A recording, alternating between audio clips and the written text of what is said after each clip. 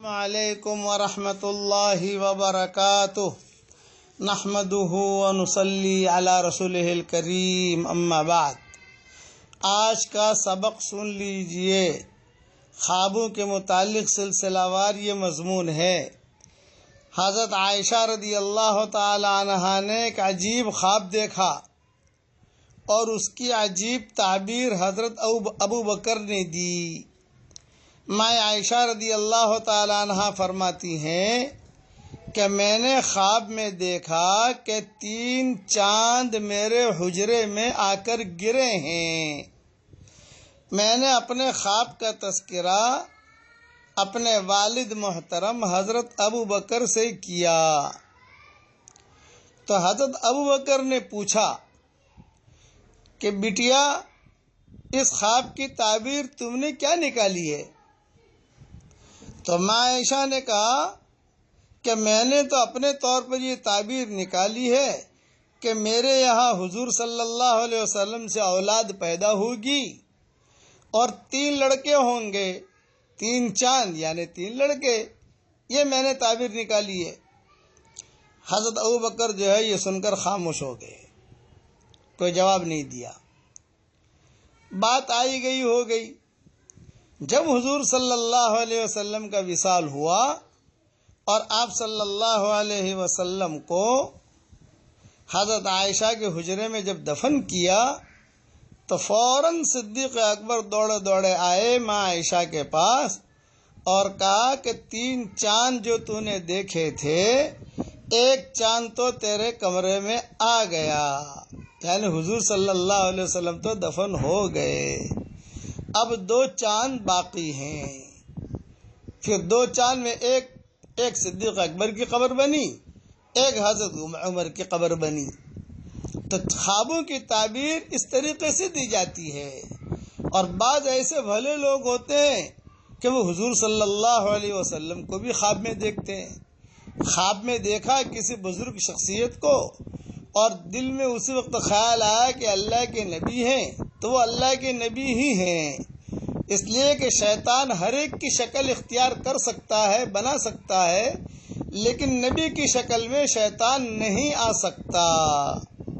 حضرت انس رضی اللہ تعالی عنہ فرماتے تھے کہ میں ہر رات حضور صلی اللہ علیہ وسلم کو خواب میں دیکھتا تھا، کوئی رات بھی جاتی نہیں تھی کہ میں نے حضور کو خواب میں نہ دیکھا ہو، روزانہ رات کو دیکھتا تھا، کیونکہ حضور صلی اللہ علیہ وسلم کی خدمت کی ہے حضرت انس نے۔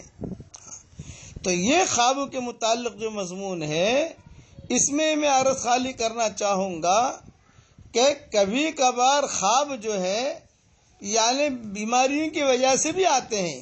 کوئی پریشان ہے تو خواب آئے گا تو گھبرانے کی زیادہ بات نہیں ہوتی، بلکہ ایک ہی خواب بار بار دیکھا کرو تو اس میں جو ہے تھوڑا سا فکر ہوتا ہے کہ اس کے بارے میں تحقیق کر لی جائے، کسی عالم سے پوچھ لیا جائے۔ ورنہ یہ جو ہے کبھی کبھار دل کے اندر کوئی خیال آیا، اسی کو خواب میں دیکھ لیا، دوپہر کو کوئی چیز دیکھی، اسی کو رات کو خواب میں دیکھ لی، یہ ہوتا ہے۔ اس لیے اچھا، یہ دونوں قصے جو میں نے بیان کیے، انس بن مالک والا بھی اور حضرت عائشہ والا بھی، یہ بکھرے موتی میں ہے، 6 جلد میں یہ دونوں قصے لکھے ہیں، اور اوپر کی کتابوں میں دیکھنا ہو تو موطا امام مالک میں ہے۔ حضرت عائشہ کا خواب موطا امام مالک میں لکھا ہوا ہے، اور حضرت انس والا جو خواب کی بات ہے وہ حیات الصحابہ میں لکھی ہوئی ہے جلد 2 کے اندر۔ اور یہ بھی ذہن میں رکھنا کہ خواب میں کسی کے سر پر تاج رکھ دیا جائے تو وہ بادشاہ نہیں بن جاتا۔ کوئی خواب میں دیکھ لے کہ میں صاحب وزیر بن گیا، میرے سر پر تاج رکھ دیا گیا، وہ بادشاہ نہیں بنتا۔ جیسے کوئی بھوکا آدمی خواب میں جو ہے پلاؤ کھا لے، بریانی کھا لے تو اس سے اس کا پیٹ نہیں بھرتا۔ اسی طریقے سے خواب میں کوئی دیکھے کہ صاحب میں بادشاہ بن گیا، سر پہ تاج رکھا، نہ، کبھی کبھار اس کے ذہنی خیالات کا عکس پڑتا ہے۔ اس کے لیے آسان طریقہ یہی ہے کہ رات کو سوتے وقت میں قل هو اللہ احد 3 مرتبہ پڑھ لیجئے، قل اعوذ برب الفلق 3 مرتبہ پڑھ لیجئے، قل اعوذ برب الناس 3 مرتبہ پڑھ لیجئے، آیت الکرسی 1 مرتبہ پڑھ لیجئے، تسبیح فاطمہ بھی جو ہے 1 مرتبہ پڑھ لیجئے اور 1 مرتبہ سورہ کافرون ضرور پڑھ لیجئے۔ اور وہ آیت جو میں نے بتائی ہے آپ کو، لَهُمُ الْبُشْرَى فِي الْحَيَاةِ الدُّنْيَا وَفِي الْآخِرَةِ لَا تَبْدِيلَ لِكَلِمَاتِ اللَّهِ ذَلِكَ هُوَ الْفَوْزُ الْعَظِيمُ۔ یہ 11ویں پاری کی آیت ہے، سورہ یونس کی آیت ہے، وہ آیت پڑھ کے سو جائیے تو اور اپنے پر دم کر دیجئے، اور اس کے بعد اللہ کی ذات سے امید ہے کہ برے خواب نہیں آویں گے انشاءاللہ۔ اب خوابوں کے متعلق تھوڑا سا مضمون انشاءاللہ اور عرض کروں گا۔ والسلام علیکم ورحمۃ اللہ وبرکاتہ، وآخر دعوانا ان الحمد للہ رب العالمین۔